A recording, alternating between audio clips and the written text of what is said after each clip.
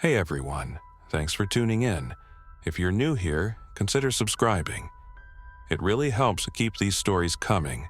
And while you're here, let me know in the comments where you're listening from. Now, sit back, relax, and let's get into the story.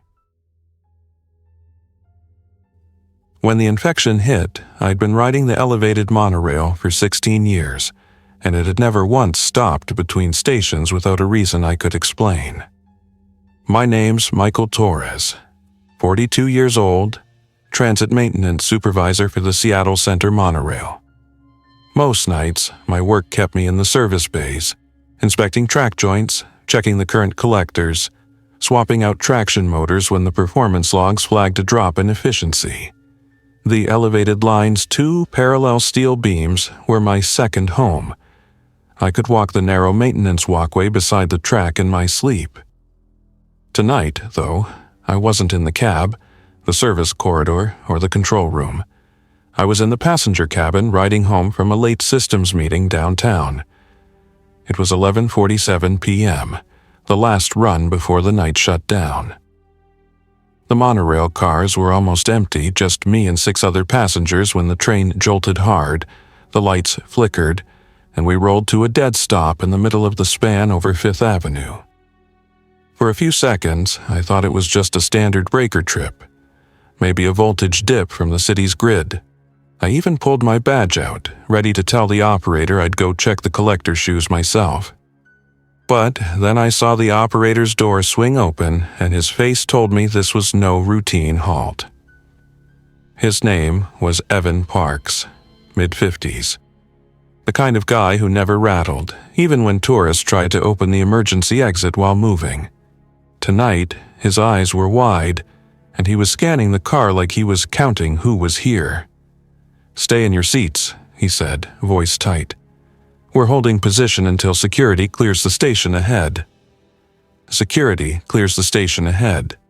That phrase wasn't standard ops talk. We had station attendants and private security after hours, sure. But clear implied something a whole lot more serious than a fare dodger or a drunk causing trouble. That's when I noticed the man in the third row from the back. He was slumped sideways across the bench, hands zip-tied in front of him. A denim jacket was bunched around his shoulders, and a scarf was wrapped tight around his right forearm. Even from 10 feet away, I could see the dark, wet patch soaking through. 2 other passengers were near him, a tall, wiry woman in a green paramedic jacket and a college-age guy in a hoodie with a skateboard at his feet. The woman was keeping one hand on the man's shoulder like she was both restraining and steadying him. I got up, walked down the aisle, and spoke low. "What happened to him?" The paramedic glanced at me, then at my ID badge clipped to my jacket. "Bitten," she said flatly. "Some kind of fight at the Westlake platform. He was attacking people. We pulled him off, but—" She stopped. "He's been changing, fast." Bitten, changing. My stomach tightened, and for a second I thought she was exaggerating. But then the man twitched in his seat, his legs jerking. He made a low, rasping growl, not the sound of someone in pain, but something deeper, almost animal. "Name's Kendra Wallace," the paramedic said quickly. "I work Harborview EMS. Off duty, but I had my kit with me. He wouldn't stop thrashing, so we tied him." She nodded toward the skateboard kid. "Eli helped me." The guy on the bench thrashed harder, head snapping up. His skin was pale, veins stark under the surface. His eyes caught the cabin light, and for a second they didn't look like normal pupils at all, more dilated than made sense. That's when the announcement came over the intercom, but it wasn't the operator's voice. It was dispatch, clipped and urgent. "All units, be advised, Capitol Hill and Westlake stations are under immediate lockdown. Do not enter platforms until further notice. Repeat, do not enter platforms." The operator closed his cab door again, but I saw his hand trembling on the control console. Someone in the back, a woman in a business suit, called out, "What's going on? Why are we stopped here?" Evan didn't answer. He was listening to something in his headset. Then, quietly, but with a kind of finality that made my blood run cold, he said, "They're telling us there's an outbreak in the downtown core. People attacking others. We're not moving forward until they say it's clear." The businesswoman scoffed, but I could see her knuckles whitening around her purse strap. The injured man on the bench suddenly slammed his head back against the window so hard the glass rattled. Kendra cursed and tried to hold him still, but his strength was surging, his whole body arching like he was having a seizure. "Don't," I started.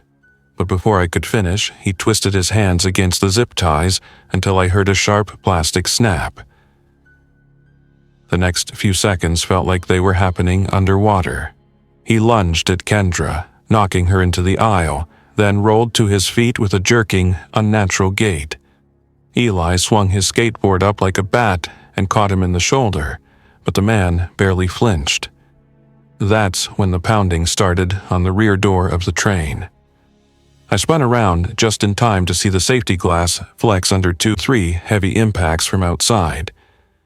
The rear car was separated from ours by a flexible gangway, and through the narrow window I could make out silhouettes, at least 4 of them slamming their fists against the door, faces pressed to the glass.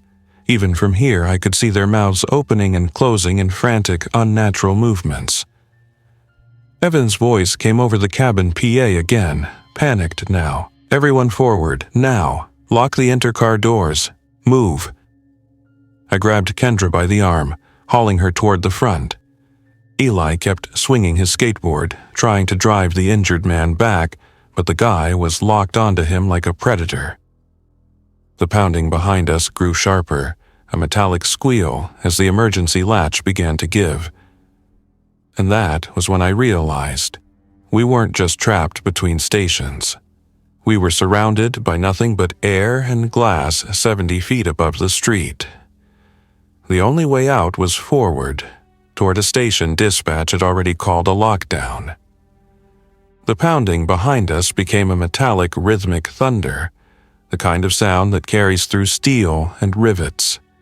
The gangway door between cars shuddered in its frame with each impact.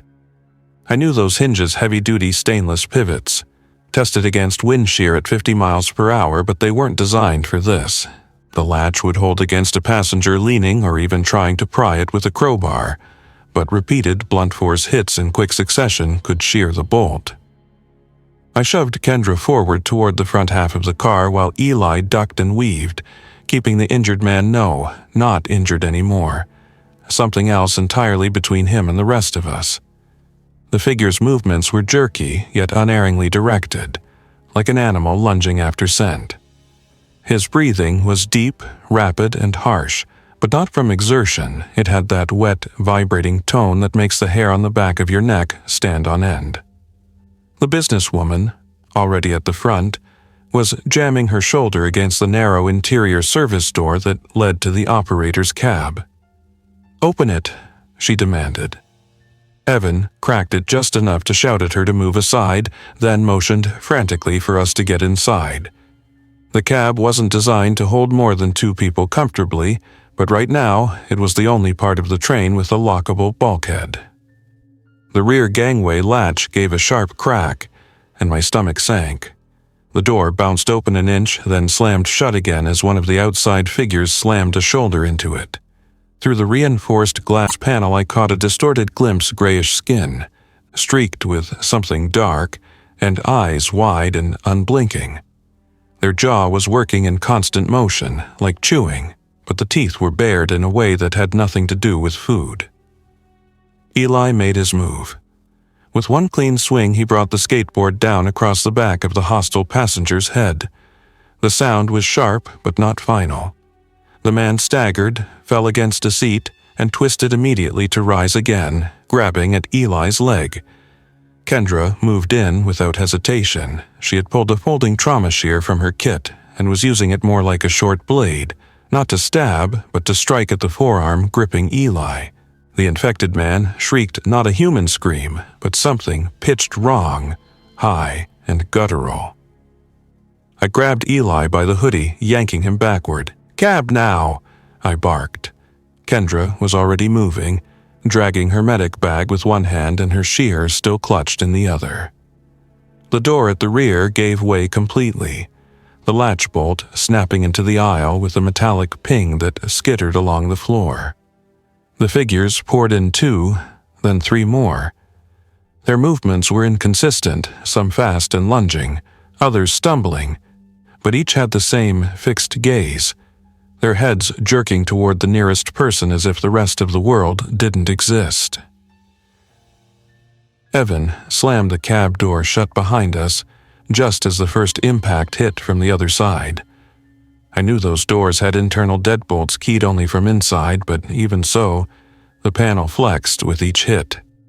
The operator backed against his console, his other hand hovering over the radio mic. "What's the plan?" I asked, already scanning the cab. Evan shook his head. "Dispatch says the next station's overrun. We can't go forward. They want us to hold here until security—" He cut himself off. "I don't think security's coming." The pounding on the cab door was joined by scratching, the sound of nails or maybe broken fingernails dragging along metal. The rest of the train was filling with movement. We could hear the uneven shuffle of bodies through the passenger area, the low guttural noises, and the occasional slam as one of them hit a window hard enough to rattle the frame. Kendra was already opening her bag, pulling out rolls of gauze, gloves, anything that could be used as improvised barriers. Eli looked like he was still processing, his grip tightening on the skateboard but his eyes darting to me like he was waiting for instructions. I leaned toward Evan. "We can't hold here forever. The emergency walkway." He was already shaking his head. "We're 70 feet up. It's wet out there. One slip and you're in the street." I thought about the narrow metal grating that ran beside the beam, meant for technicians. I'd walked it in daylight with a harness and tether. In the dark, with wind and possibly rain, it would be a death sentence without proper gear. But staying inside meant eventually they'd find a way through. From somewhere in the middle car came the sound of a glass breaking. Not the tempered safety glass of the passenger window, something smaller. It was followed by a metallic squeal I recognized instantly, one of the roof hatches being forced. The businesswoman swore under her breath. "They're on the roof?" I didn't answer. I knew she was right, and if they got onto the cab roof, there was a maintenance hatch that could be opened from outside with enough force. Evan gripped the mic. "Control, this is northbound last run. We've got multiple hostiles in the rear cars. Possible breach on the roof. Requesting immediate—" The radio erupted in static, then a clipped voice. "Northbound if you can, reverse back to Westlake. Security's pulling out. Tracks are not secure." That was the only clear part. The rest dissolved into distortion. Evan looked at me. "Reverse?" I waited. Westlake was where the bitten man had boarded. If the infection started there, going back meant heading straight into the heart of it. Going forward meant the station was already compromised. The pounding on the cab roof started then. Heavy thuds, spaced unevenly but moving toward the center. I made the decision before I realized I'd said it aloud. We go forward. At least we have a walkway exit to street level at the next station. If we're lucky, we can drop before we hit the platform. Evan's jaw tightened, but he didn't argue. He pushed the master controller forward, and the train surged ahead, the hum of the linear induction motors vibrating through the floor. The acceleration wasn't smooth. We were moving at an unsafe crawl, the current collectors scraping faintly against the conductor rail. I knew he was being careful not to overshoot the stop point, but the slower we went, the more time whatever was in the rear had to close the distance. The pounding on the cab roof followed us like an echo. Every few seconds, there was a thud, then a sliding scrape as weight shifted above us. I imagined clawed hands scrabbling at the aluminum skin, testing for weak points. Behind the cab door, the sounds from the passenger compartment were a chaotic blend of movement, Quick footsteps, bodies slamming into seats, the low, unrelenting guttural noises of the infected. Kendra was kneeling on the floor, unspooling lengths of gauze, winding them around her forearms and hands as makeshift padding. Eli stood near her, skateboard in both hands like a club, his eyes darting toward the door every time it shuttered from another hit. The businesswoman, still nameless to me, stood with her back against the side panel, clutching her purse in one arm but now holding one of Evan's emergency fire extinguishers in the other, the pin already pulled. Through the forward window, I could see the distant glow of the next station, Seattle Center floating like a glass island above the street. The station's side panels were lit, but not steady.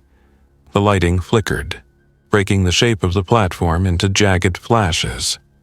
Even from here, I could tell something was wrong. Normally, you could see the silhouettes of people moving behind the safety glass. Now, the only movement was erratic and too fast to be normal foot traffic. We were maybe 200 meters from the platform when the first breach happened. It wasn't through the cab door that was still holding. The sound came from above. A hard metallic clunk followed by the dull smack of something dropping onto the narrow floor space between the operator's console and the door. It was a man, or what had been one tumbling in through the maintenance hatch like a dropped sack of wet laundry. He landed awkwardly on his side, but the moment his hands hit the floor, he sprang up in a single, unnatural motion, head snapping toward us. His mouth hung open as if mid-breath, but the noise coming out was a rapid, wet clicking sound, almost like the teeth were hitting each other too fast to control.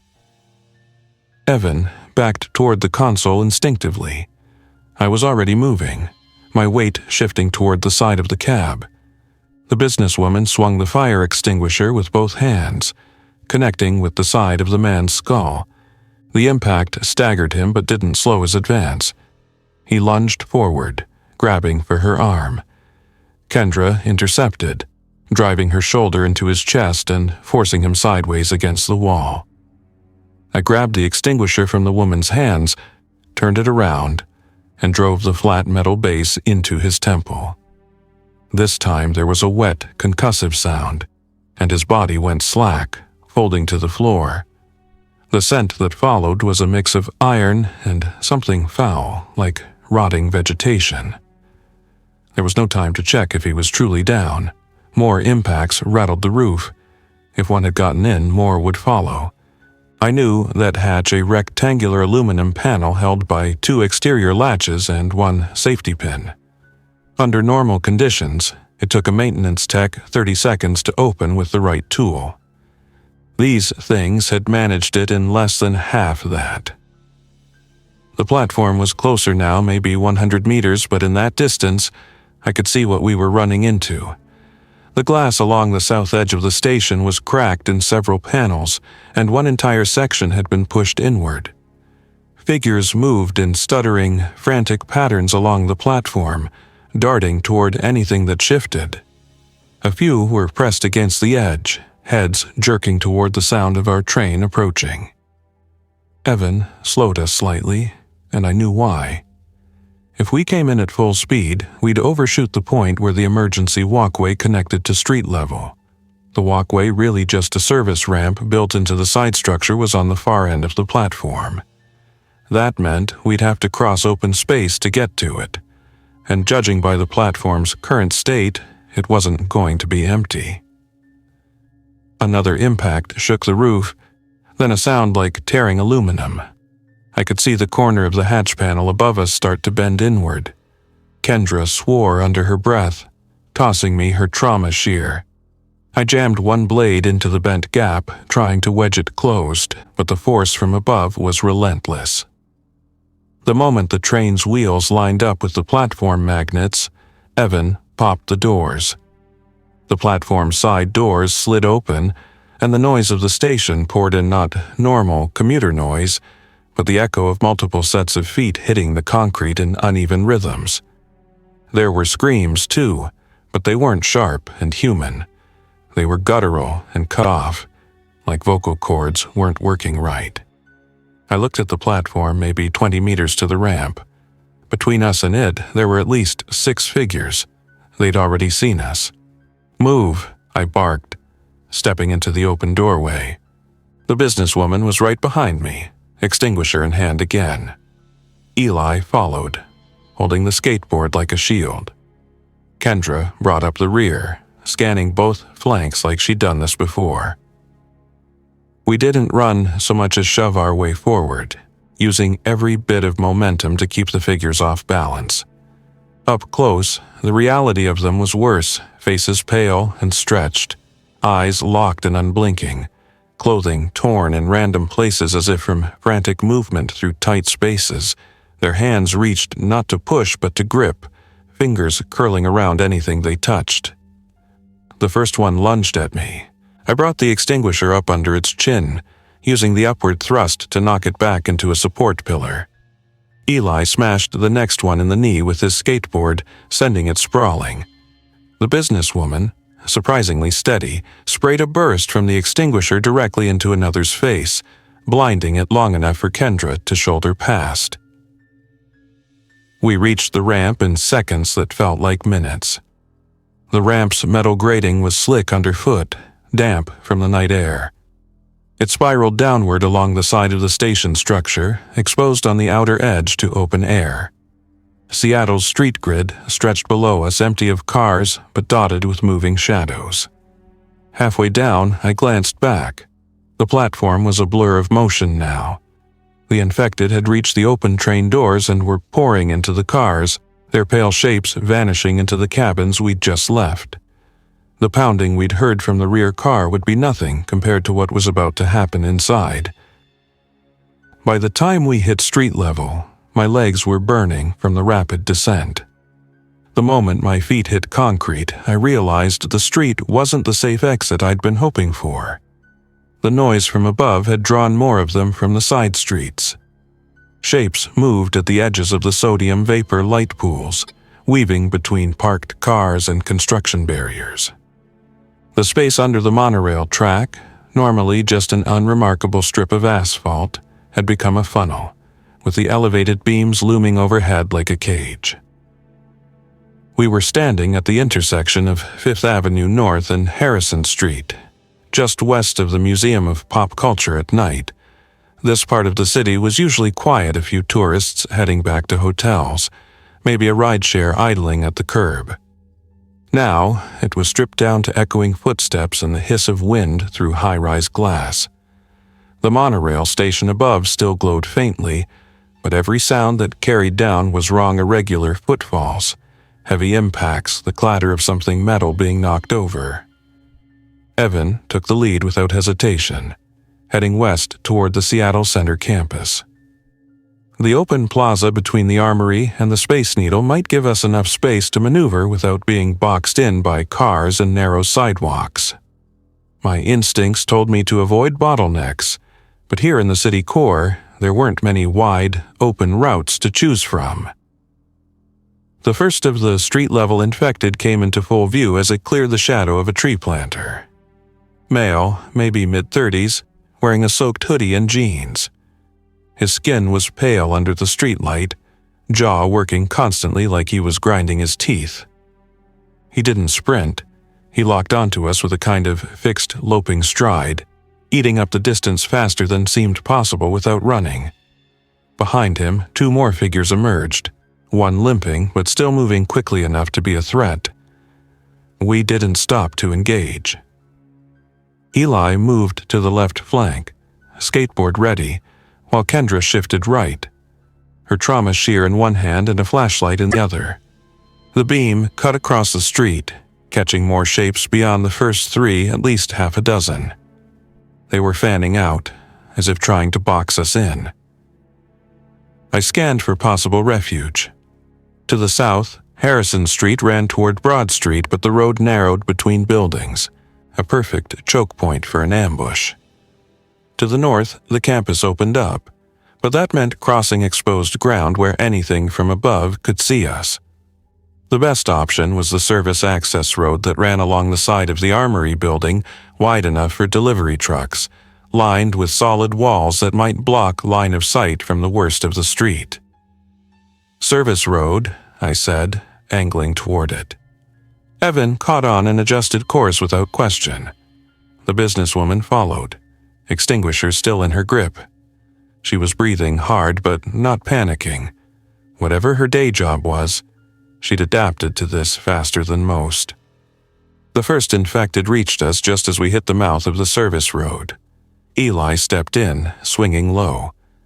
The board cracked against the man's shin with enough force to drop him to one knee. I grabbed Eli's shoulder and yanked him through the gap between two parked catering vans. We had no time to finish anyone off. Slowing down meant being surrounded. The road itself was littered with plastic crates and empty propane tanks from event setups. We moved fast, weaving around obstacles. Overhead, the Space Needle's white beams cut against the night sky. Its observation deck dimly lit a reminder that the city above us was still intact in places, though for how long I couldn't guess. We were halfway down the service road when we heard the sound a sharp, metallic slam, followed by the skitter of glass across pavement. A loading bay door to our right shuddered under a heavy impact from the inside. Something in there was trying to get out. The rolling door flexed outward, denting in the center, and I saw the locking bar bend. Evan didn't wait to see what it was. "Move," he said, pushing past a stack of folding chairs. We cleared the end of the service road and emerged onto a wide open space behind the Pacific Science Center. This area was empty for now. The clean sight lines were a relief, but they came with their own risk. Any noise we made would carry far, and the noise was constant, the distant hum of the monorail overhead, occasional shouts from somewhere deeper in the campus, the rhythmic pounding of infected feet behind us. They hadn't lost the trail. We skirted the reflecting pools, heading west toward the Key Arena complex, where the broad plaza might give us a view of possible exits. My plan was simple. Find a multi-level parking garage or a building with controlled access, lock down a floor, and buy time to figure out where in the city was still holding. The plaza was a ghost town. Light from the arena signage reflected off the wet concrete, but the ticket booths were shuttered, and the big double doors were chained shut from the outside.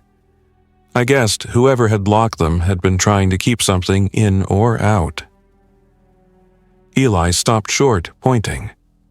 Along the north edge of the plaza, a low municipal van sat with its rear doors open. Inside, I could see a rack of radios, sealed plastic totes, and a duffel marked with a faded Seattle PD stencil. The keys were still in the ignition. Kendra checked the street beyond the van. "Northbound 5th is clear," she said, "at least for a block." We piled in fast. Evan took the wheel. He'd driven city fleet vehicles before, and I slammed the side door shut. The infected were still coming, closing from the direction of the monorail. The moment Evan hit the gas, the van lurched forward, tires squealing against damp asphalt. We rolled north, past the darkened storefronts and empty bus stops. In the side mirrors, shadows moved at the edge of the streetlights, but none were gaining. For the first time in what felt like hours, there was space between us and them. It wasn't safety, not yet, but it was distance. And in this new reality, distance was the only currency that mattered. The question now was where to spend it.